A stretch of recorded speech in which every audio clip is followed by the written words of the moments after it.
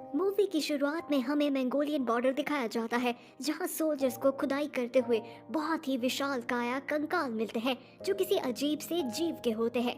इसके साथ उनको कुछ डेड बॉडीज भी मिलती हैं जो हजारों साल गुजर जाने के बाद भी फ्रेश दिखाई देती हैं। इसके बाद हमें मूवी में सन 1979 का समय दिखाया जाता है, जहां हम प्रोफेसर यंग को देखते हैं जो इस पहाड़ को डिस्कवर करने के लिए एक टीम रेडी करता है।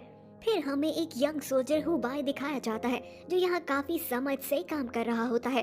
उसके साथ और भी सोल्जर्स यहाँ काम करते हैं और यहाँ काम करना इतना मुश्किल होता है कि थकावट के कारण कई बार सोल्जर्स बेहोश हो जाते हैं। और उन सब की मदद करती हैं प्रोफेसर यांग की बेटी पिंक, जो कि एक मेडिकल ऑफिसर होती है।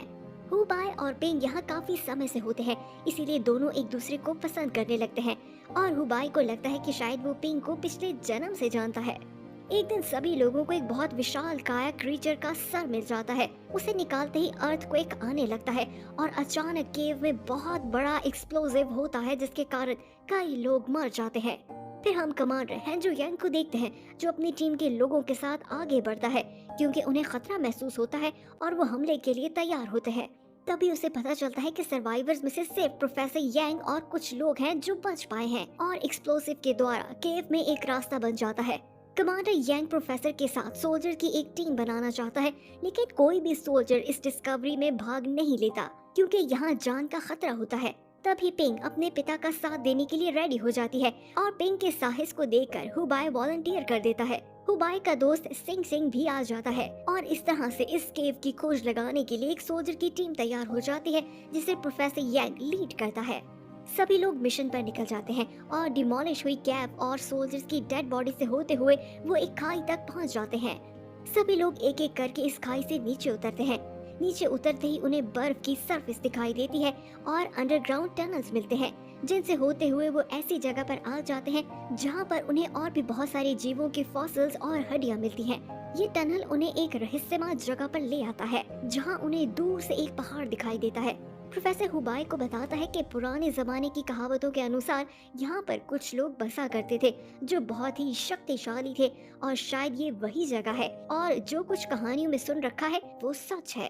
तभी एक सोल्जर उन्हें बताता है कि उन्हें बहुत बड़े कदमों के निशान मिले हैं जो दिखने में डायनासोर के निशान जैसे लगते हैं। सभी लोग इन कदमों के निशानों का पीछा करते हुए आगे बढ़ते हैं, लेकिन ये नहीं जानते कि आगे एक बहुत बड़ा डायनो उनका इंतजार कर रहा है। रास्ते में उन्हें अजीब तरह के बर्ड्स दिखाई देते हैं, लेकिन जब सभी लोग उन्हें पास से देखते हैं तो पता चलता है कि ये सब बहुत ही अजीब से नन्ही चमगादड़ होते हैं। तभी एक सोल्जर अचानक से इस चमगादड़ को अपनी मुट्ठी में दबोच लेता है, पर जैसे ही वो अपनी मुट्ठी खोलता है तो दिखता है कि उसके हाथ पर नीले रंग की आग लग रही है और देखते ही देखते वो सोल्जर इस नीली आग से जलकर राख हो जाता है। और इसी तरह ये चमगादड़ दो और सोल्जर की जान ले लेते हैं। ये सब होता हुआ देख सभी सोल्जर इन बैट पर गोलियां बरसाने लगते हैं और दूर से एक बहुत बड़ा क्रीचर उनकी गोलियों की आवाज सुन लेता है और आवाज का पीछा करते हुए उनकी ओर बढ़ने लगता है।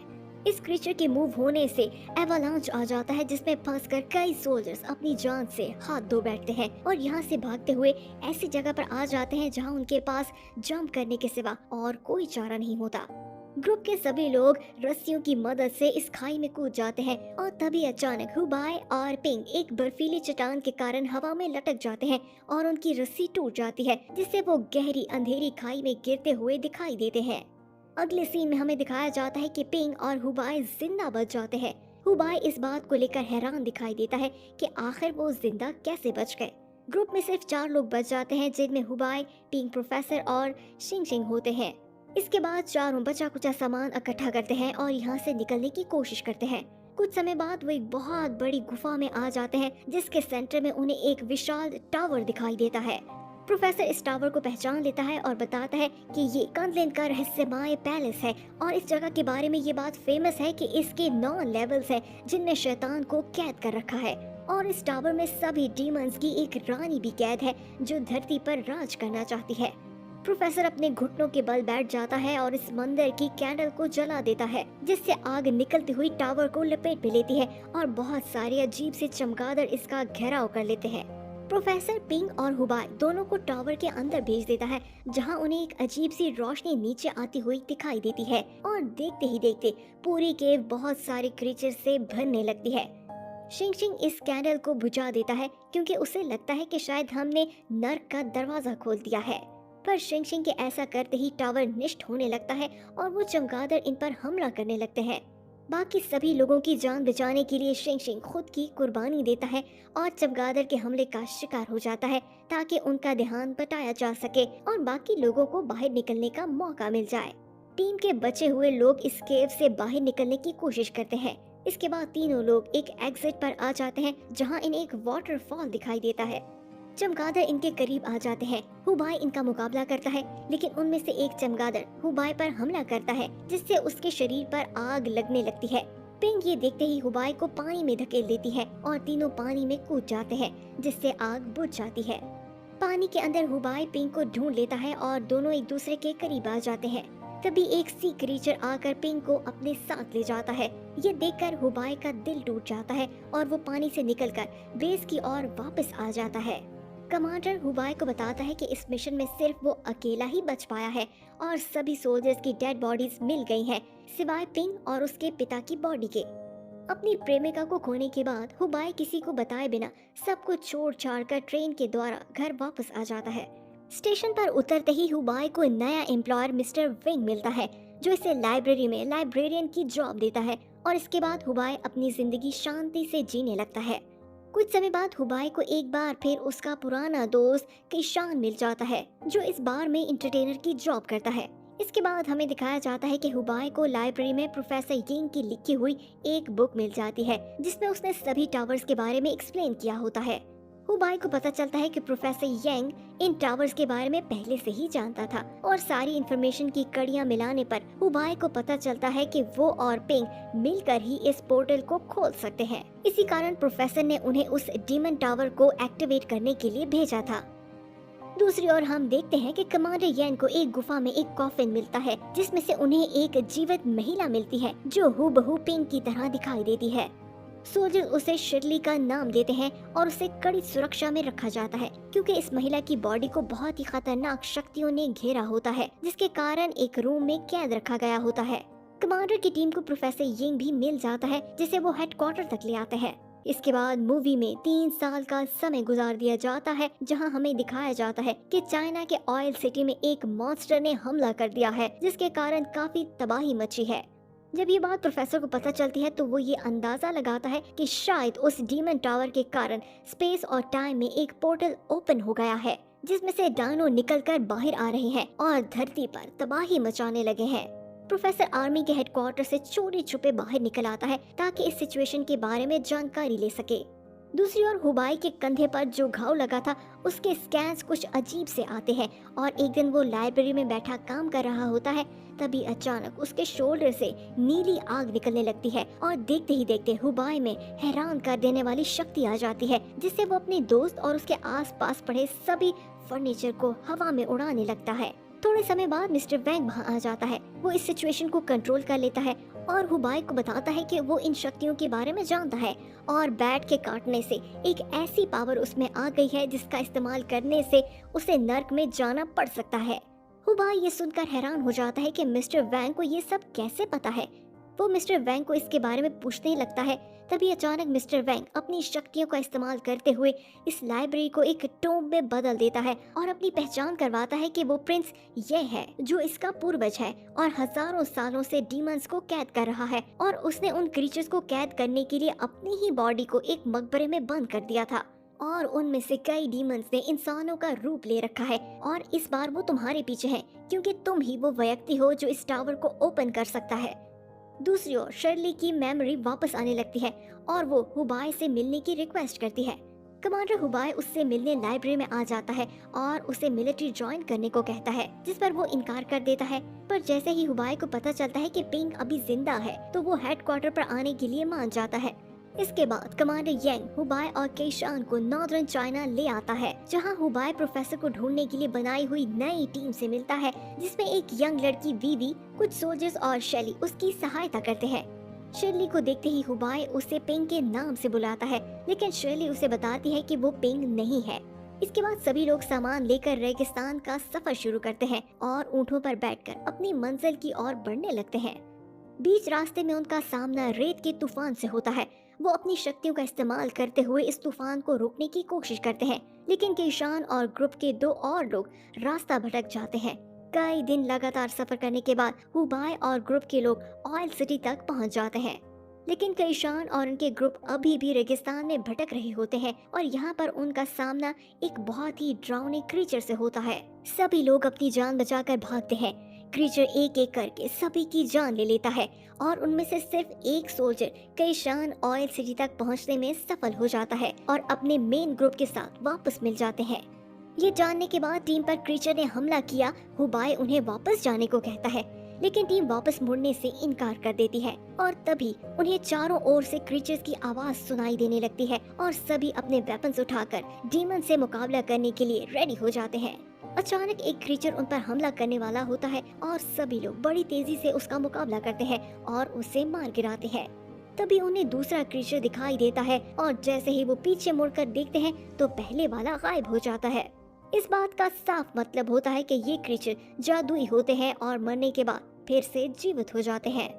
इस सब के होते हुए शर्ली एक स्कूल की बिल्डिंग में एंटर हो जाती है और हुबाई भी उसका पीछा करता है। अंदर एंटर होते ही हुबाई को बिल्डिंग की सीलिंग पर डेड बॉडीज लटकी हुई दिखाई देती है। इसके बाद हुबाई को एक टनल दिखाई देती है जिसका रास्ता प्रिंसेस के मकबरे तक जाता है। तभी अचानक एक क्रीचर हुबाई पर हमला कर देता है और उसे उछालकर जमीन पर मारता है, जिससे वो बुरी तरह घायल हो जाता है। इससे पहले कि ये क्रीचर हुबाई की जान लेता, अचानक शर्ली इसे रोक लेती है और कंट्रोल करते हुए उसे दूर जाने की आज्ञा देती है और हुबाई को अपनी शक्ति से उठाकर उस कॉफिन में लिटा देती है। तो दोस्तों, यहाँ हमें पता चलता है कि शर्ली भी इन शैतानों को जीवित करना चाहती है और इसलिए वो हुबाई का इस्तेमाल करती है। दूसरी ओर इस लोकेशन पर और भी बहुत सारे डीमंस आने लगते हैं और उन्हें चारों ओर से घेर लेते हैं और टीम के लोग बिल्डिंग्स में छुपकर इन डीमंस का मुकाबला रॉकेट लॉन्चर और सिल्वर की बनी गोलियों से करते हैं।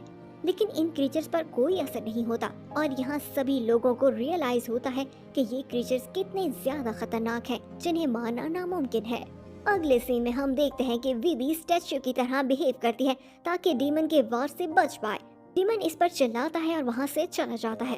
मौका पाते ही वीवी बिल्डिंग से बाहर निकल आती है और केशान के साथ बस में इंटर हो जाती है, लेकिन वो क्रीचर वहाँ भी आ जाता है और उन पर हमला करने लगता है। दूसरी ओर हुबाई की आंख खुल जाती है और वो मदद के लिए चिल्लाने लगता है और तभी उसकी शक्तियाँ उसके शरीर के घाव को भरने लगती हैं। पर अचानक से वो टेलीपोर्ट होकर डेमन टावर वाली गुफा में पहुंच जाता है, जहाँ वो देखता है कि वो क्रीचर पिंक की बॉडी को डेमन क्वीन के हवाले कर रहे हैं। यहाँ हुबाई को पता चलता है कि डीमन क्वीन ने पिंक की बॉडी को अपने वश में किया हुआ है। क्रीचर के जाते ही हुबाई डीमन क्वीन से मिलता है और उसे कहता है कि वो पिंक की जान बख्श दे, लेकिन क्वीन उसकी बात से इनकार कर देती है क्योंकि सिर्फ पिंक की बॉडी की मदद से ही वो पोर्टल को ओपन कर सकती है। क्वीन हुबाई से कहती है कि वो इस टावर को एक्टिवेट करने में उसका साथ दे, लेकिन हुबाई उसकी बात मानने से इनकार कर देता है और कहता है कि उसे ऑयल सिटी में वापस दोबारा भेज दिया जाए और कहता है कि शायद वो इसका कोई और रास्ता निकालेगा। क्वीन सरप्राइजिंगली हुबाई की बात मान जाती है और इसे वापस ऑयल सिटी में टेलीपोर्ट कर देती है। यहाँ पहुँचते ही हुबाई को पता चलता है कि केशान और वीवी पर एक क्रीचर हमला कर रहा है। हुबाई रॉकेट लॉन्चर से इस पर निशाना लगाता है और इसे नष्ट कर देता है। तभी ये दूसरा क्रीचर हुबाई पर वार करता है, लेकिन शर्ली उसे बचा लेती है क्योंकि टावर ओपन करने में उसे उसकी जरूरत होती है। इसके बाद शर्ली हुबाई को अपनी बाहों में ले लेती है और बताती है कि वो इसके साथ सुरक्षित है।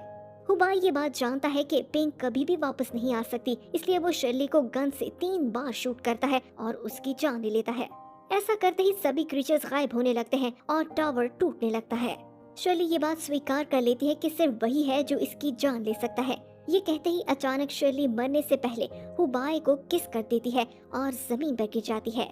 दोस्तों, यहाँ पर हम शर्ली को पिंक में बदलता हुआ देखते हैं और पिंक हुबाई को आखिरी समय एक साथ देखकर खुश दिखाई देती है। हुबाई हार नहीं मानता और इसे उठाकर क्वीन के कॉफिन तक ले आता है और इसे कॉफिन में लिटा देता है, ये सोचकर कि शायद वो इसे दोबारा जीवित कर लेगा, और खुद भी इसके साथ लेट जाता है और इसके माथे को चूमता है और ऐसा करते ही वो पिंक की यादों में एंटर हो जाता है। हुबाई को पिंक की लाइफ के बारे में काफी कुछ जानने को मिलता है। उसे पिंक का बचपन देखने को मिलता है, जिसमें हमें पता चलता है कि पिंक में बीमार और घायल जीवन को हील करने की शक्ति थी। ये इस बात को एक्सप्लेन करता है कि उस खाई में गिरने के बाद कैसे सभी लोग सरवाइव कर गए थे, क्योंकि पिंक ने अपनी शक्तियों से उन्हें बचा लिया था। लेकिन पिंग की माँ ने इन शक्तियों का इस्तेमाल करने से मना कर दिया था, क्योंकि उसकी माँ भी एक डीमन थी जो इंसान का रूप बदलकर धरती पर रहती थी और एक दिन जलकर निष्ठ हो गई थी। ये सब देखने के बाद हुबाई को होश आता है और पिंग इसे अपने दिल की फीलिंग्स बताती है कि वो इससे कितना प्यार करती है। पिंग हुबाई को उसके पिता को ढूंढने को कहती है और ये कहते ही उसकी जान चली जाती है। अगले सीन में काफी समय गुजार दिया जाता है, जहां हम हुबाई और उसके साथियों को देखते हैं जो पिंग की विश को पूरा करने के लिए उसके पिता की तलाश में निकलता है। मूवी के आखिरी सीन में हमें फिर से क्रीचर दिखाया जाता है, जिसका मतलब साफ होता है कि आज भी डानो इस दुनिया में ही जीवित हैं और वो इस ग्रुप का पीछा करने वाले हैं। यहीं पर मूवी एंड हो जाती है। मिलते हैं नई वीडियो के साथ। देखते रहिए इनसाइड रिकैप्स।